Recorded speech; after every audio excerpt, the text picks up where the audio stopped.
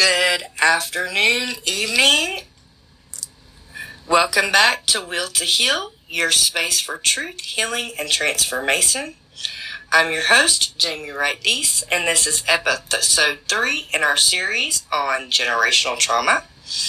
I am going to give a little caveat. I do have pneumonia right now, so if I start coughing, I'm sorry. Last time, we explored the wounds we carry, how trauma is passed down through silence, survival roles, and parenting styles. Today, we're peeling back one more layer. This episode is called We Are Our Ancestors, Once Children Too. It's about understanding where we come from, not just biologically, but emotionally, and how seeing our parents as wounded children, not just authority figures, can radically shift the way that we heal.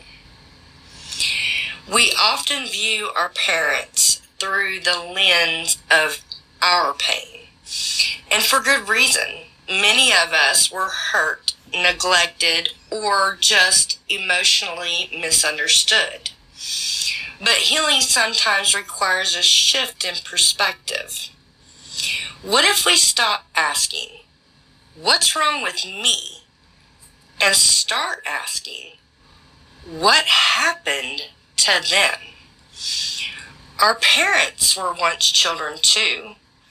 Children who were shaped by their own environments, by neglect, war, poverty, addiction, or silence. They don't always have the tools to love. Most weren't even taught emotional regulation, how to communicate, or how to model healthy boundaries. Seeing them as wounded doesn't erase what they did, but it helps us to stop carrying their wounds as if they're our identity. That's where reparenting begins. Reparenting is the process of becoming the parent you needed. It's not about blaming your caregivers forever, but about reclaiming the emotional needs that went unmet. Here's how it works. According to trauma-informed psychology, the first thing is to acknowledge and validate.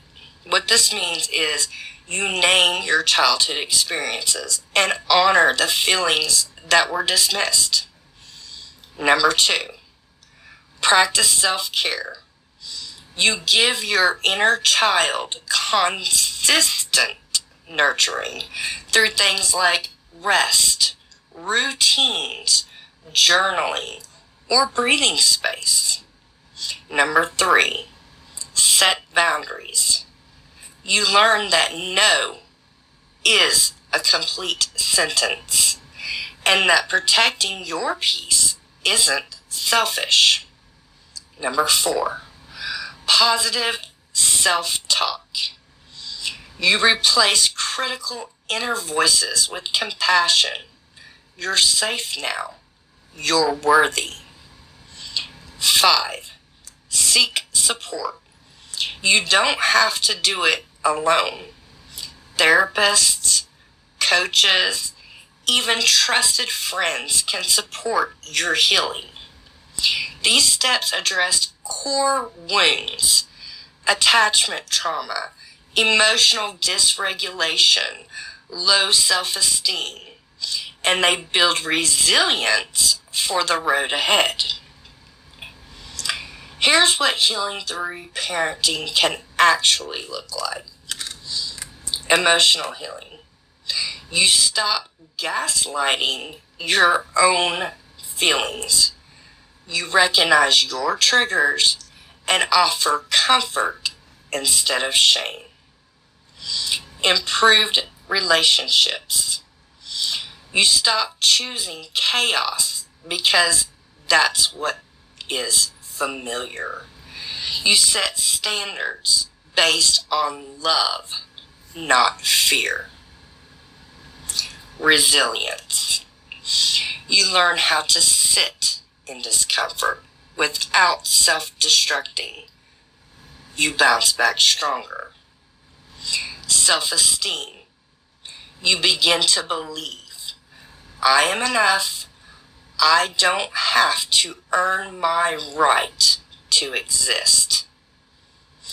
And sometimes, the most healing thing you can do is speak directly to the younger version of yourself. I wrote a letter to my inner child a while back, not knowing exactly where it would lead, but I knew she needed to hear from me. Just a reminder that I saw her, believed her, and still carried her. I'm going to give you a short excerpt from that letter, and I may get a little emotional because healing can be emotional. Dear grown-up me, I remember when I used to believe the world was full of possibilities. I remember dreaming big and smiling when someone said I was special, because deep down, I believed it. But I also remember how lonely I felt, how hard I tried to be good, to be kind, to be enough. I remember being hurt when I didn't understand why the people who were supposed to love me made me feel so small. We'll share more of this letter and the full journaling process in episode 6 when we focus on how to begin the healing work. But for now, just know you can speak to your younger self. You can rewrite the narrative, and that version of you, they're still waiting to be loved. Compassion for our parents doesn't mean condoning what happened. It means freeing ourselves from the grip of their pain. You can say, they did the best they could, and it still hurt. Forgiveness in this context is about freedom, not for them, but for you. Your inner child doesn't need to keep proving their pain to be believed. You are allowed to say, I deserved better, and I'm giving myself better now. Reparenting isn't just a healing practice. It's a radical act of legacy repair. Every time you show up for yourself with kindness, you break a cycle. Every time you pause instead of yell, comfort instead of shame, or rest instead of push, you're rewriting the script. Your children, if you have them, will feel it. Your body will feel it. And even your ancestors, the ones who never had this chance, will feel it. That's how powerful this work is. And in the next week's episode, we'll talk more about why these cycles are so hard to break, why silence, shame, and survival keep us stuck. Because before we can break the cycle, we have to understand why it exists. Thank you for being here today. If this episode stirred something in you, maybe grief, maybe hope, I want you to know that's a sign you're healing. Next time on Will to Heal, join me for episode 4, Shame, Silence, and Survival, Why Cycles Continue. We'll look at the hidden forces that keep generational patterns in motion, even when we desperately want to change. Until then, take care of your inner child. Take care of the you who had to survive. And remember, You have the will inside you to heal. Have a great evening. I look forward to seeing you next time.